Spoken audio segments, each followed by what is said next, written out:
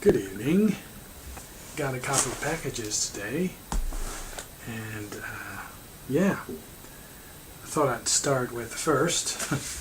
And this is something I know what it is because it's something I ordered, and it's because a certain game has become pretty popular, and I actually lost my copy.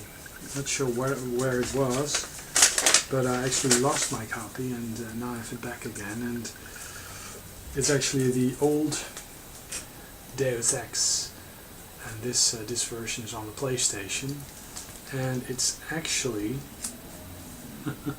an unplayed factory sealed copy of Deus Ex.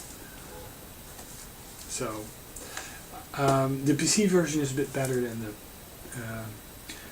PlayStation 2 version, but it's good enough. So, yeah, I'm like this freak. Before I can play the new Deus Ex, I gotta play this again. So yeah, got a great score.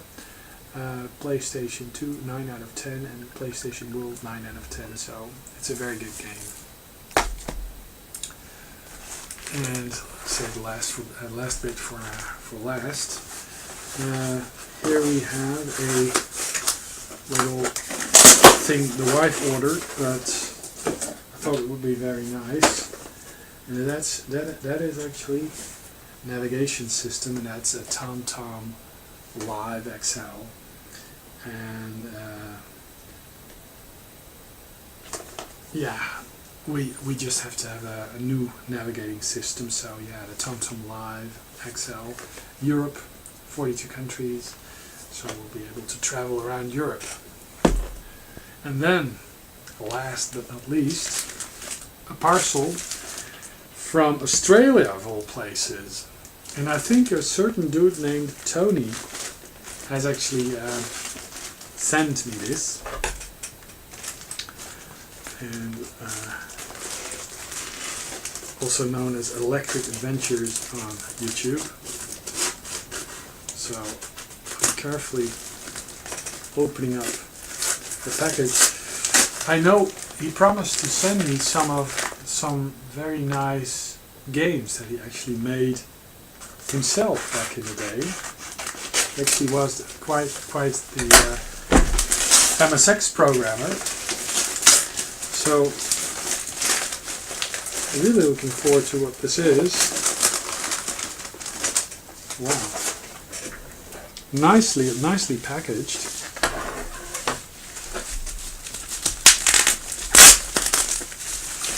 Okay, so you guys won't be able to see me unpackage that just yet, but hey, there's a note.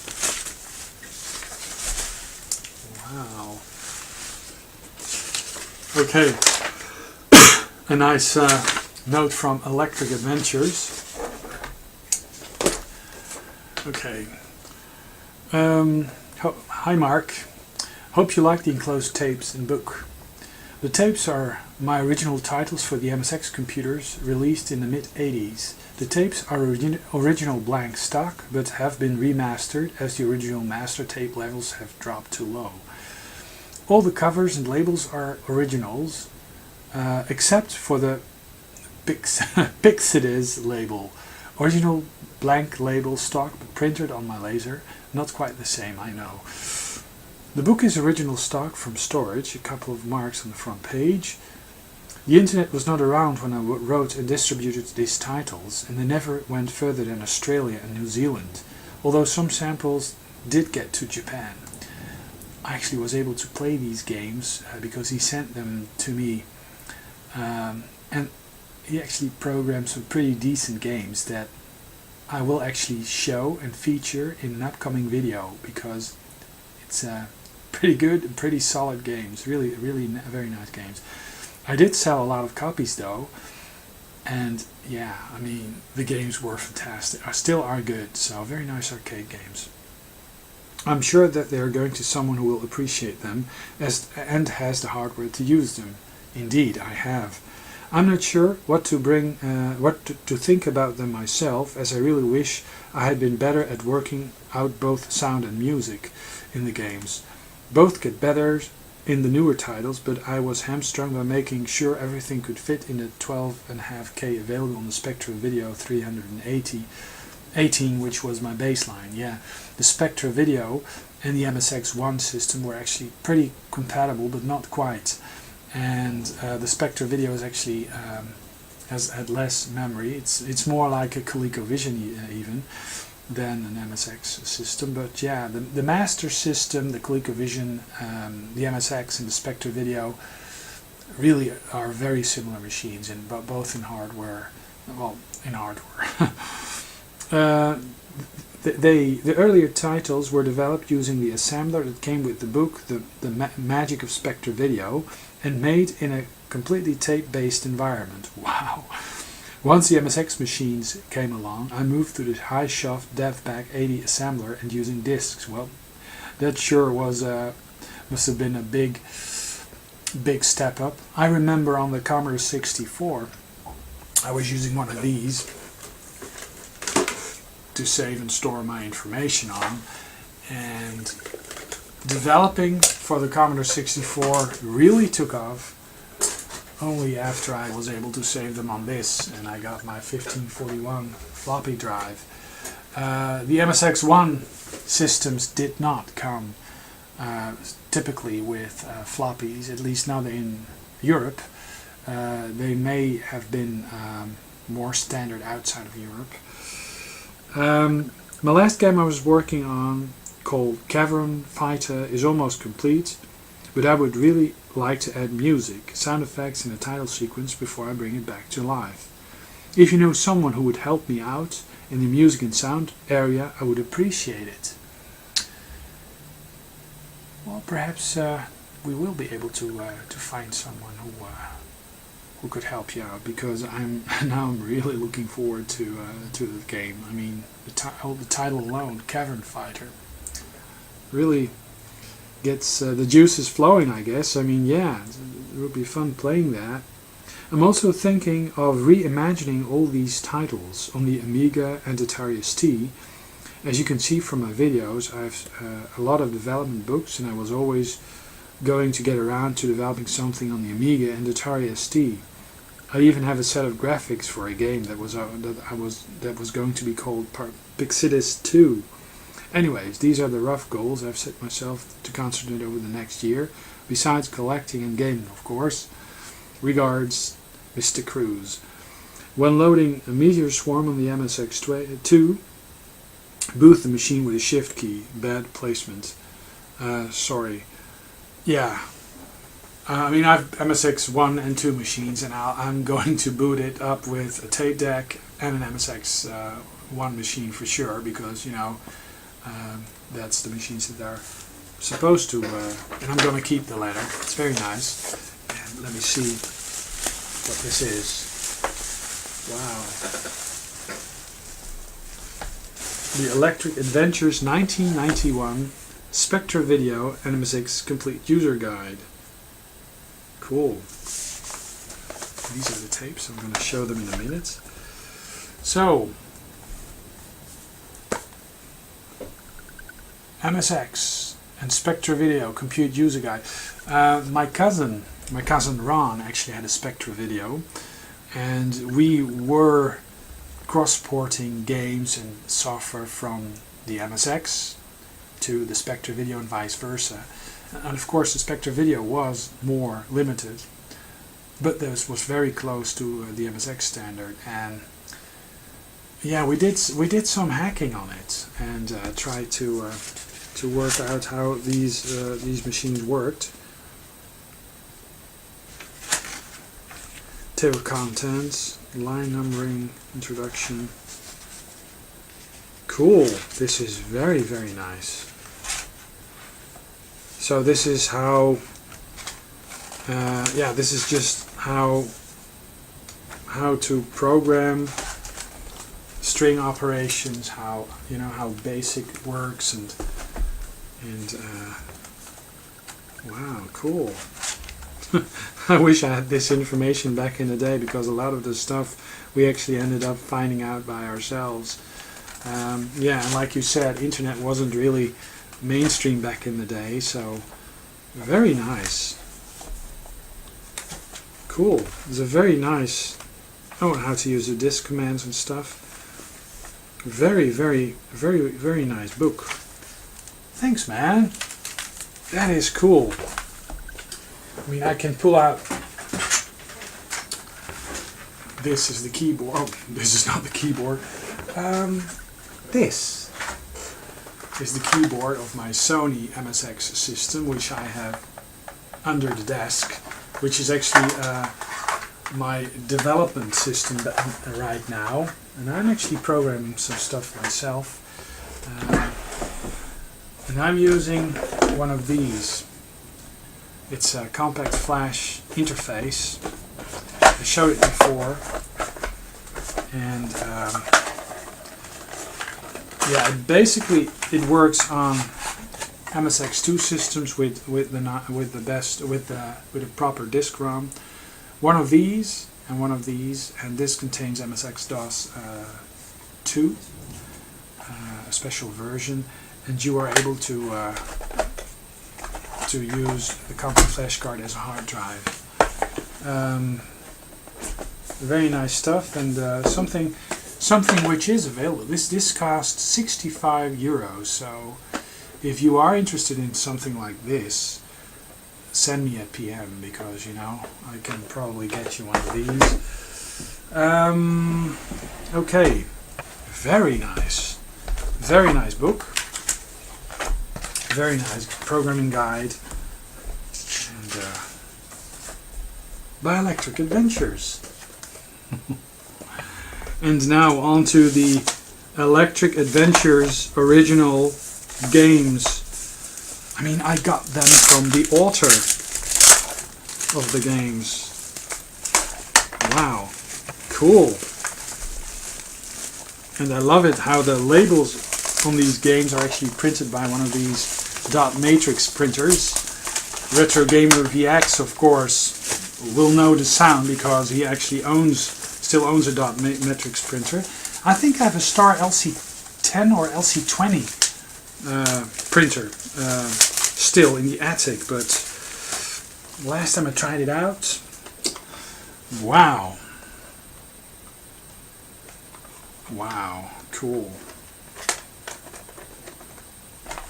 Well, this was actually the type of games, you know, that you would find on in bookstores that were selling video games as well. Some mainstream computer stores were actually selling them. Not these, because these weren't available outside of Australia and New Zealand. But man, did we miss out on something! Munchmania, and that's a cool game. Let me see. Wow, cool.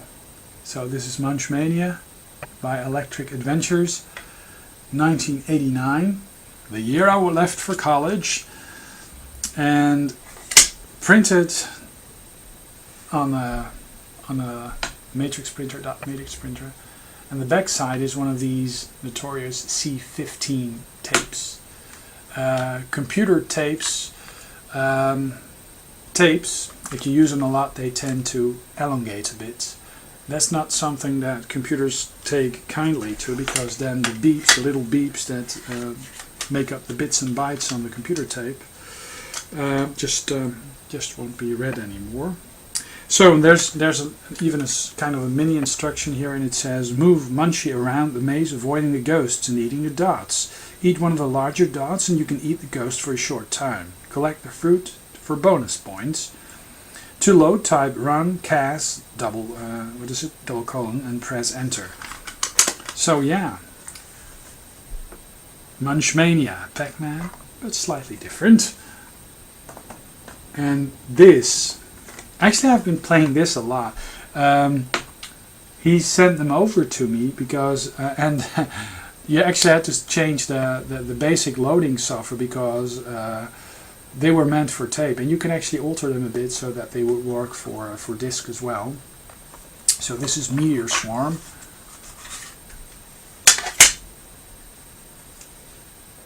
Meteor Swarm, 1988, a year earlier, Meteor Swarm MSX. And a very nice artwork. I like this artwork. I mean, and it's tough making black and white artwork, you know, and using stencil machines or copiers to do it. And photocopiers weren't that good back in the day, you know. I mean, doing graphical stuff, I mean, like this was doable, but the photos, often they didn't come out very well, but this is cool. So, Meteor Storm, Side A. Your spaceship has moved into a meteor belt, and you will have to try and blast your way out. But watch out. Other ships may be trapped in the belt too. Push forward to thrust and back to hyperspace. Load, run, cast, and enter. This is actually a very nice shoot 'em up, which I actually will show in a future video and do a review on it. And yeah, perhaps convince you guys to check out ElectricAdventures, because he's a cool programmer and a cool YouTuber. And then the last is Pixidis. For a dyslexic person, this is just not, you know, unpronounceable, but Pixidis. And just look at that artwork.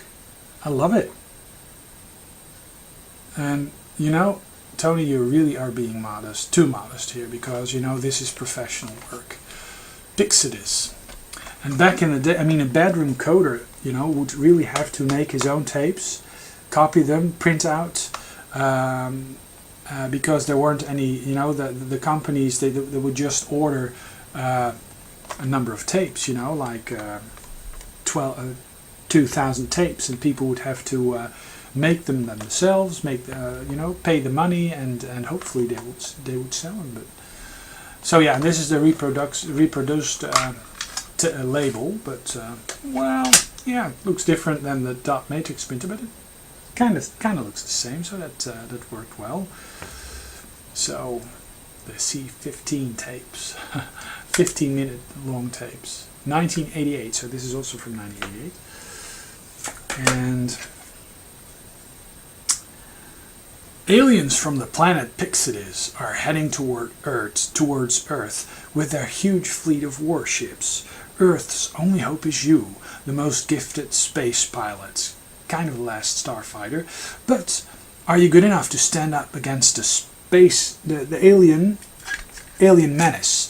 Their motherships are huge, so your only chance of success is to fly low and try and destroy as much as possible. Aliens from the planet Pixidis are heading towards Earth with a huge fleet of warships. Earth's only hope is you, the most gifted space pilot, but are you good enough to stand up against the alien menace? Their motherships are huge. Your only chance of success is to fly low and to try to destroy as much as possible. Just blast anything to hell and to smithereens. Okay, so I got me some original, very rare MSX games, at least in Europe or America. These games are very rare, and I'm gonna show them in a future video. But yeah, Tony, thanks. This is really very nice. I mean, this is gonna help a lot. You know, checking out how the basic works again. I do have some but this is very nice. I mean, from the developer of these games, which came all the way from Australia. And these are gonna have a very nice spot in my gaming collection. And yeah, I should show you guys how they look, what they are like, and I will show them in a future video. So well, thank God I haven't been called yet, because I'm doing one of these 36-hour shifts again. And yeah, well, Mark signing off, and I'll be back with another video soon, and it'll be MSX themed for sure, at least one of the future videos. Tony, thanks again, and Mark signing off. Well, I said that already. Okay, now we just have to go check out ElectricAdventures, his YouTube channel. Tony, He is a guy who lives in Australia. He lives down under, and he has been on YouTube for a while. He only has 35 subscribers, and he really needs a lot more, because I mean, he was one of them. He was one of the programmers, the game programmers back in the day. And he's about my age. We're just three years apart, and he has an enormous amount of consoles and computers, and he's really getting back into his consoles. And some of the videos that he made, for example, eBay pickups, game demos. He just, he loads up a game that he hasn't played for a long time and just shows them off and talks about them. Game demo to Nemesis for the MSX. He's big into MSX, and so was I. So am I, actually. Yeah, so a channel really worth checking out. He also does tag responses, demoing the SpectraVideo, Texas Instruments. He has a lot of different videos up there. Sanum Taz, I'm no Steve Weeby Donkey Kong Challenge. I mean, if you, go check out Sanum Todd as well. PS1 pickups, Munchmania demo. Perhaps I could show you a bit of that. Actually, let's not. You can actually go check out his channel in the link below, and check out the gameplay footage of his video games that he programmed. These three at least. Some pretty solid footage, and it's not a review. It's just him showing the games. So go check out his channel, and it's worth it. And I'll be back with a proper review, because I really like these games, and they are solid pieces of software. So, Mark signing off, and I'll be back with another video soon.